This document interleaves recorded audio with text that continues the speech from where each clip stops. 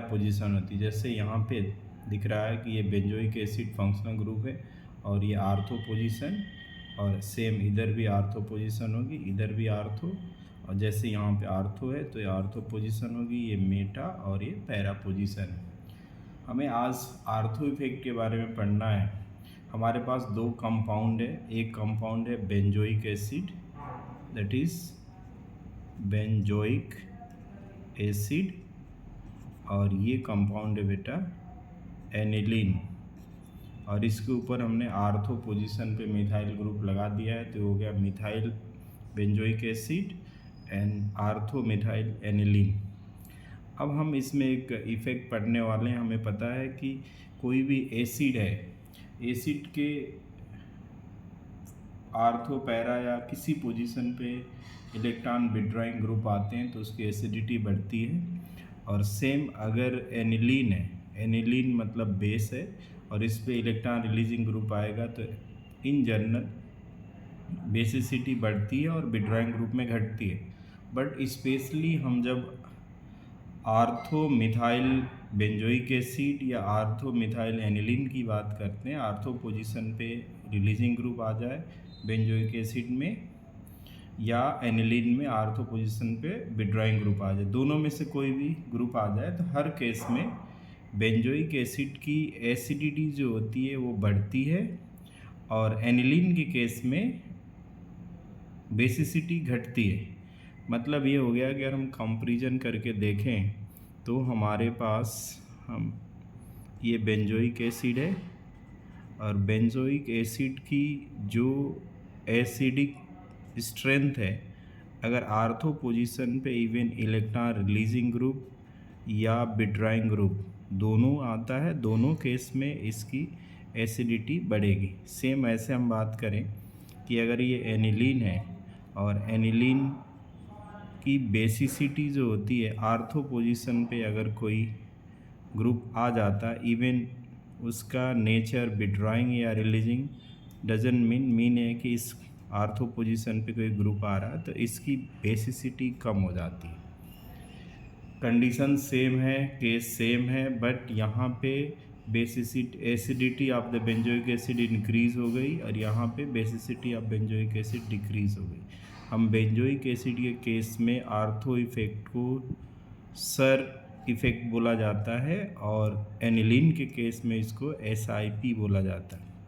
अब बच्चों सर क्या है, तो ये होता है स्टेरिक इनहिबिशन ऑफ रिजोनेंस। इस टर्म का नाम होगा this is the resonance, steric inhibition of resonance, और इस केस में कहलाएगा स्टेरिक इनहिबिशन ऑफ प्रोटोनेशन।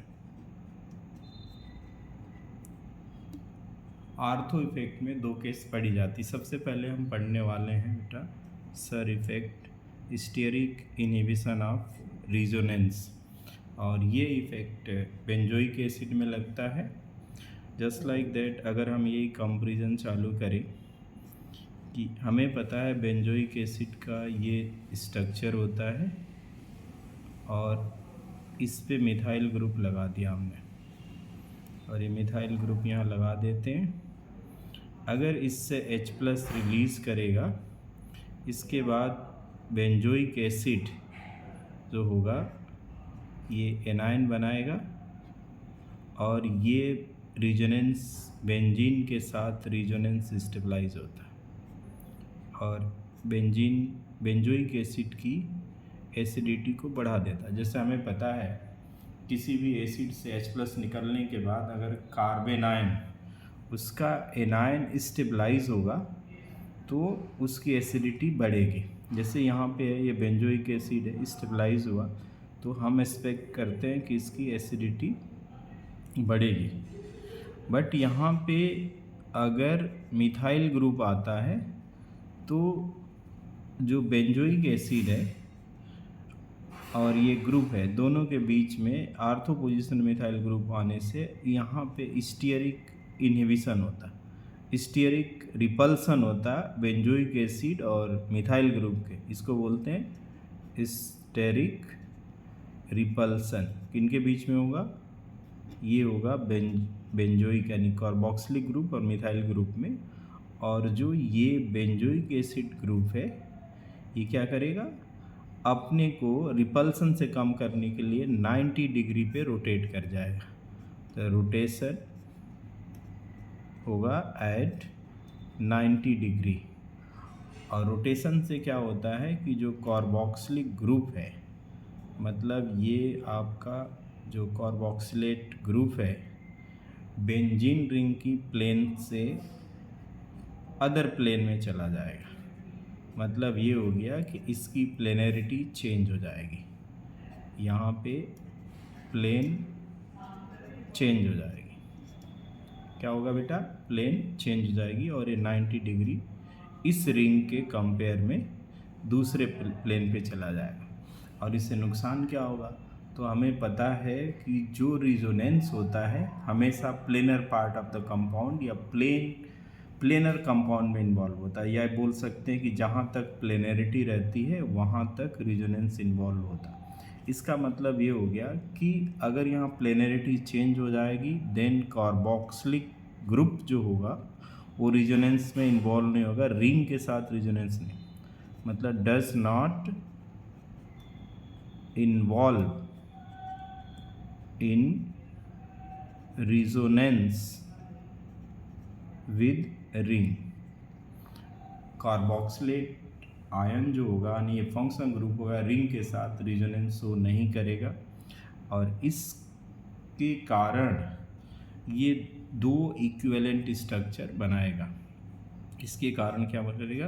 ये दो इक्विवेलेंट स्ट्रक्चर बनाएगा और बेंजीन के साथ रिंग में रिजोनेंस नहीं करेगा, और ये रिजोनेंस होगा इधर नेगेटिव चार्ज और इधर डबल बॉन्ड कर देते हैं। और रिजोनेंस हाइब्रिड अगर इसका बनाते हैं तो ये दोनों इक्विवेलेंट रिजोनेटिंग स्ट्रक्चर हो जाते हैं। क्या हो जाते हैं बेटा? Both are equivalent resonating structure. ये दोनों इक्विवेलेंट रिजोनेटिंग स्ट्रक्चर हो जाते हैं, और इक्विवेलेंट रिजोनेटिंग स्ट्रक्चर की स्टेबिलिटी ज़्यादा होती है। और ये carbon ion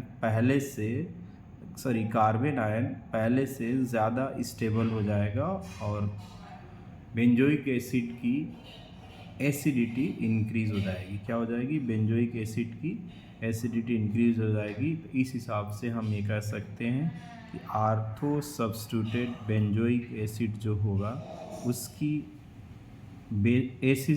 acidity benzoic acid से ज़्यादा होगी। ये क्यों हो रहा है? आर्थो इफेक्ट की वजह से हो रहा है। बच्चों अभी हमने देखा stearic inhibition of resonance. Ortho effect का दूसरा पार्ट है स्टीयरिक इनहिबिशन ऑफ प्रोटोनेशन। जैसे कि हमने अभी बताया कि एनिलीन में अगर आर्थो पोजीशन पे कोई सब्स्टिट्यूट आता है, इवन इलेक्ट्रॉन रिलीजिंग है या विथड्रॉइंग हो, उसकी बेसिसिटी इज ऑलवेज डिक्रीजेस। जबकि स्टेरिक इनहिबिशन ऑफ रिजोनेंस में क्या होता है कि बेंजोइक एसिड की एसिडिटी इंक्रीज हो जाती है, इवन आर्थो पोजीशन पे इलेक्ट्रॉन रिलीजिंग ग्रुप हो या विथड्रॉइंग। अभी बात हम समझेंगे कि ऐसा इनहिबिशन ऑफ प्रोटोनेशन कैसे क्यों होता है। मतलब एनिलीन प्रोटोनेट नहीं होना चाहता जब आर्थो पोजीशन पे मिथाइल ग्रुप होता है। जैसे कि हमें पता है कि ये हमारा एनिलीन का स्ट्रक्चर है और यहाँ पे 2 हाइड्रोजन मॉलिक्यूल है और इस पे एक लोन पेयर है, और इस मॉलिक्यूल में sp नाइट्रोजन के अंदर sp3 हाइब्रिडाइजेशन है और इसमें 3 बॉन्ड पेयर हैं और एक लोन पेयर है। क्लियर हो गया? अगर हम इस एनिलीन को प्रोटोनेट करना चाहते हैं, मतलब इसमें H+ देना चाहते हैं, प्रोटोनेशन मतलब बेसिक कैरेक्टर को शो करना। H+ देना एसिडिक कैरेक्टर होता है, लेना बेसिक कैरेक्टर होता है। तो बेसिक वही होगा जो H+ को ईजिली एक्सेप्ट कर लेगा। एनिलीन अगर H+ को ईजिली एक्सेप्ट कर लेता है तो मोर बेसिक कहलाएगा। अब क्या है कि अगर यहाँ पे मिथाइल ग्रुप लगा और ये स्टीरिक इनहिबिशन ऑफ प्रोटोनेशन की बात करेंगे, तो अगर प्रोटॉन ऐड होता है हमारे एनिलीन पे ऐसे, और प्रोटॉन अगर ऐड हो गया तो ये मॉलिक्यूल का स्ट्रक्चर कुछ ऐसा हो जाएगा, और ये अपना इस पे पॉजिटिव चार्ज आएगा, और अपने पास ये मिथाइल ग्रुप है, ये हाइड्रोजन, ये हाइड्रोजन, ये हाइड्रोजन, इसमें भी sp3 हाइब्रिडाइजेशन होता है और ये टेट्राहेड्रल अरेंजमेंट। अब क्या होगा कि इन दोनों ग्रुप के बीच में रिपल्सन इंक्रीज हो जाएगा। दोनों ग्रुप के बीच में क्या होगा, रिपल्सन इंक्रीज होगा, पहले से ज़्यादा रिपल्सन हो जाएगा, जिससे क्या होगा कि ये पूरा मॉलिक्यूल आफ्टर प्रोटोनेशन, ये मॉलिक्यूल क्या हो जाएगा आफ्टर प्रोटोनेशन, अनस्टेबल हो जाएगा, अनस्टेबल हो जाएगा। क्यों अनस्टेबल होगा, क्योंकि रिपल्सन हो रहा है। क्यों हो रहा है, क्योंकि इसमें प्रोटोनेशन हुआ है। अगर ये अनस्टेबल हो जाएगा तो इसकी बेसिसिटी कम हो जाएगी। सिंपल सी बात है, अगर H+ लेने के बाद एनिलीन की स्टेबिलिटी कम हो रही है तो H+ नहीं लेगा। इसका मतलब सिंपल सी बात है कि इसकी बेसिसिटी कम हो जाएगी। इसकी बेसिसिटी क्या हो जाएगी, कम हो जाएगी। तो बच्चों हमारे पास एक एग्जाम्पल है, हम करके देखते हैं just like that. For example हमारे पास ये मिथाइल एनिलीन है और हमें कंपैरिजन करना है इसमें बेसिसिटी किसकी कम होगी या ज़्यादा होगी, ऑर्डर बताना है। तो दूसरी बात ये है, ये भी एनिलीन डेरिवेटिव, ये एनिलीन हो गया, और तीसरा मॉलिक्यूल हम ले रहे हैं जिसमें दोनों आर्थो पोजीशन पे मिथाइल ग्रुप लगा हुआ है, इधर भी और इधर भी। और हमें बताना है कि इन तीन मॉलिक्यूल में से बेसिक ज़्यादा कौन है और कौन लिस्ट बेसिक है। तो हमें पता है कि जितना ज़्यादा इनहिबिशन इन प्रोटोनेशन होगा उतना ही बेसिक कैरेक्टर कम होगा। तो इसमें 2 मिथाइल ग्रुप है, तो हम यहाँ लिखेंगे थर्ड की बेसिसिटी सबसे कम होगी, उसके बाद अपना फर्स्ट, और सबसे ज़्यादा जो होगा वो एनिलीन में होगा, क्योंकि इसमें आर्थो पोजीशन में कोई ग्रुप नहीं है। हम ऐसे कह सकते हैं कि सेकेंड में नो SIP मतलब no steric inhibition of protonation है, जबकि इसकी बात करेंगे इसमें एक आर्थो पोजीशन पे जिसको हम लो SIP यानी स्टेरिक इनहिबिशन ऑफ प्रोटोनेशन, और थर्ड की बात करेंगे इसमें high steric inhibition of protonation है। दैट्स वाई ये बेसिक ऑर्डर आपका हो गया। हेलो बच्चों, हमारा सेकेंड एग्जाम्पल है, ये बेंजोइक एसिड के डेरिवेटिव हैं और आर्थो पोजीशन पे हमने मिथाइल ग्रुप लगा रखा है, और इसमें 2 आर्थो पे 2 मिथाइल ग्रुप लगा है। जैसा कि हम जानते हैं कि अगर आर्थो पोजीशन में मिथाइल ग्रुप आने से यहाँ पे सर इफेक्ट लगता है, मतलब steric inhibition of resonance, carboxylic group 90 degree rotate कर जाता है और अपनी प्लेन को चेंज कर देता है, जिससे ये रेजोनेंस में इन्वॉल्व नहीं होता, और रेजोनेंस में इन्वॉल्व ना होने के कारण से इसमें 2 इक्विवेलेंट रेजोनेटिंग स्ट्रक्चर बनते हैं, जिसको हम सर इफेक्ट बोलते हैं। अगर हम इस बेसिस पे इनके कंपैरिजन करें एसिडिटी का, तो हमारे पास ये 3 कंपाउंड है। सबसे ज़्यादा सर इफेक्ट जो होगा थर्ड में होगा, this is the high SIR, जिसके वजह से स्ट्रॉन्ग इक्विवेलेंट रेजोनेटिंग स्ट्रक्चर बनेगा। उसके बाद हमारा आएगा फर्स्ट में लो SIR होगा, और थर्ड में कोई SIR नहीं होगा, मतलब सेकेंड मॉलिक्यूल के अंदर जो कार्बोक्सिलेट आयन होगा इसका रिजोनेंस इन्वॉल्व होगा विद बेंजीन रिंग। किसके साथ, विद बेंजीन रिंग। इसलिए इसकी एसिडिटी कम हो जाएगी, क्योंकि स्टेबिलिटी इसकी कम होगी, इसके कार्बोक्सिलेट आयन की कम होगी। हमारे पास तीसरा एग्जाम्पल है सर इफेक्ट का, कार्बोकेटायन की स्टेबिलिटी। बच्चों हमारे पास दो कार्बोकेटायन है, ये कार्बोकेटायन आर्थोमिथाइल डेरिवेटिव और ये हमारा कार्बोकेटायन है तो टर्सरी कार्बोकेटायन, और ये मिथाइल ग्रुप है।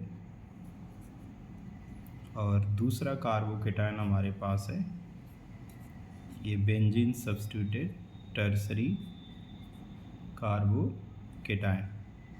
हम इन दोनों की स्टेबिलिटी को कंपेयर करना है। ये हमारा फर्स्ट कार्बोकेटायन है और ये सेकेंड कार्बोकेटायन। जैसे आपको पता है कि अगर किसी भी मॉलिक्यूल पे पॉजिटिव चार्ज होता है तो वो कार्बोकेटायन कहलाते हैं। जैसे हमारे पास दो कार्बोकेटायन है और कार्बोकेटायन की स्टेबिलिटी कई फैक्टर पे डिपेंड करती है, just like hyper conjugation, resonance, inductive effect. हम यहाँ की बात कर रहे हैं तो ये कार्बोकेटायन टर्सरी है, टर्सरी ये भी है। तो हम अगर हाइपर कॉन्जुगेशन की बात करें तो सेम हाइपर कॉन्जुगेटिंग स्ट्रक्चर बनेंगे। इंडक्टिव इफेक्ट की बात करें तो दो मिथाइल ग्रुप है, दोनों सेम है, तो कॉमन हो गया। एक चीज़ जो डिफरेंस है कि इसके आर्थो पोजीशन पे मिथाइल है और इसके आर्थो पोजीशन मिथाइल नहीं। अब सबसे इम्पोर्टेंट जो इफ़ेक्टिव स्टेबिलिटी का पैरामीटर होता है वो ये होता है कि रिजोनेंस में कार्बोकेटायन इन्वॉल्व होगा तो ज़्यादा स्टेबल होगा। अगर हम इस मॉलिक्यूल की बात करें तो ये पॉजिटिव चार्ज इस पे भी है, इस पे भी है, और ये बेंजीन रिंग के साथ कॉन्जुगेशन में। हमें देखना है कि ये पॉजिटिव चार्ज दोनों में कॉन्जुगेशन में ज़्यादा किस में है। तो हम बोलते हैं कि आर्थो पोजीशन पे अगर मिथाइल ग्रुप या कोई भी ग्रुप आता है तो ये जो पॉजिटिव कार्बोकेटायन है अपनी प्लेनरिटी को चेंज कर देगा और ये 90 डिग्री रोटेट हो जाएगा और आउट ऑफ द प्लेन हो जाएगा। मतलब ये जो पॉजिटिव चार्ज है कार्बोकेटायन है ये क्या होगा, आउट ऑफ द प्लेन। और आउट ऑफ द प्लेन का मतलब हो गया प्लेनरिटी लूज़ कर देगा। और रिजोनेंस जो होता है, रिजोनेंस सिर्फ planar part of the compound में होता है, only take place in planar part of the compound, planar part of conjugation. सिर्फ प्लेनर में होगा तभी जाके रिजोनेंस इन्वॉल्व होगा। इसका मतलब हो गया कि ये कार्बोकेटायन का जो पॉजिटिव चार्ज है रिजोनेंस स्टेबलाइज नहीं होगा, जबकि इस केस में ये रिजोनेंस स्टेबलाइज होगा और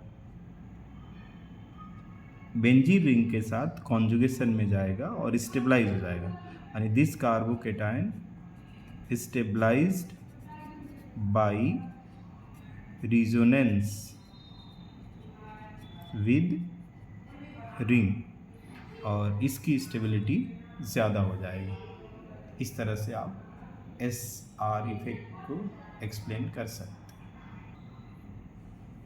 हेलो बच्चों, हमारे पास स्टेरिक इनहिबिशन रिजोनेंस का फोर्थ एग्जाम्पल है। जैसे हमारे पास एक अमाइंस है और ये एनिलीन डेरिवेटिव है, इसको बोलेंगे NN डाई मिथाइल एनिलीन। इसके बाद इस पे दो सब्स्टिट्यूट लगा हुआ है, this is the methyl group and methyl group.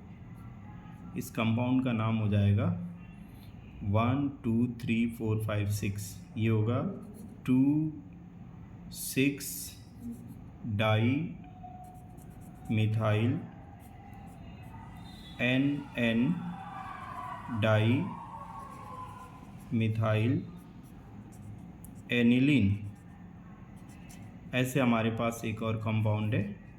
इन दोनों के बीच में अगर हम बेसिक स्ट्रेंथ को कंपेयर करें, NN डाईमिथाइल एनिलीन, ये क्या है बेटा, NN डाईमिथाइल एनिलीन। हमारे पास ये दो कंपाउंड है। हमें इन दोनों की बेसिक कैरेक्टर को SI इफेक्ट से एक्सप्लेन करना है। जैसे कि हमें पता है कि वो एसिड बेस ज़्यादा बेसिक होते हैं जो लोन पेयर को ईजिली डोनेट कर सकते हैं। इसलिए क्या कर सकते हैं, डोनेट कर सकते हैं। अब दोनों में एक लोन पेयर है और दोनों केस में अगर देख रहे हैं तो ये रिलीजिंग ग्रुप है, दोनों में इलेक्ट्रॉन डेंसिटी इंक्रीज करे, इधर से तो इलेक्ट्रॉन डेंसिटी इंक्रीज हो रही है। दूसरी इंपॉर्टेंट बात है कि इसके आर्थो पोजीशन पे मिथाइल ग्रुप है और इसके आर्थो पोजीशन पे नथिंग। अब क्या होगा कि ये ग्रुप अगर आर्थो पोजीशन पे मिथाइल ग्रुप है तो स्टेरिक इनहिबिशन ऑफ रिजोनेंस होगा, मतलब यहाँ से ये जो बॉन्ड होगा रोटेट कर जाएगा क्योंकि इन दोनों में रिपल्सन होगा। क्या होगा, रिपल्सन होगा। तो रिपल्सन को कम करने के लिए ये जो ग्रुप है अपनी प्लेन को चेंज कर देता, और प्लेन में चेंज करने का मतलब ये हो गया कि लोन पेयर जो इसका होगा, lone pair of first molecule does not involve in resonance, does not involve in resonance. अब ये रिजोनेंस में इन्वॉल्व नहीं होगा, जबकि इस केस की बात करेंगे तो इसमें आर्थो पोजीशन कोई ग्रुप नहीं है, रिजोनेंस में इन्वॉल्व हो जाएगा, मतलब ये डी लोकेलाइज्ड हो जाएगा। लोन पेयर डी लोकेलाइज्ड मतलब पूरे रिंग में रोटेट करेगा एंड लेस अवेलेबल होगा, अवेलेबल फॉर डोनेशन। अगर ये लोन पेयर अवेलेबल ही नहीं होगा तो इसका बेसिक कैरेक्टर क्या हो जाएगा, ऑटोमेटिकली अपने आप ही कम हो जाएगा। इसका मतलब ये हो गया कि यहाँ पे रिजोनेंस में इन्वॉल्व नहीं हो रहा है, that's why the more available for the donation. तो इसकी बेसिक स्ट्रेंथ इस मॉलिक्यूल के कंपेयर में बहुत ज़्यादा हो जाएगी, मतलब this is the more basic, बहुत स्ट्रॉन्ग बेसिक हो as compare to the first. तो हमारा ऑर्डर बन जाएगा first molecule is more basic than second, और फर्स्ट में क्या रहेगा, this is the SIR effect, और इसमें क्या होगा, रिजोनेंस में लोन पेयर चला जाएगा और ये डी लोकेलाइज होगा। इस हिसाब से एग्जाम्पल आप एक्सप्लेन कर सकते हैं। Thank you for watching.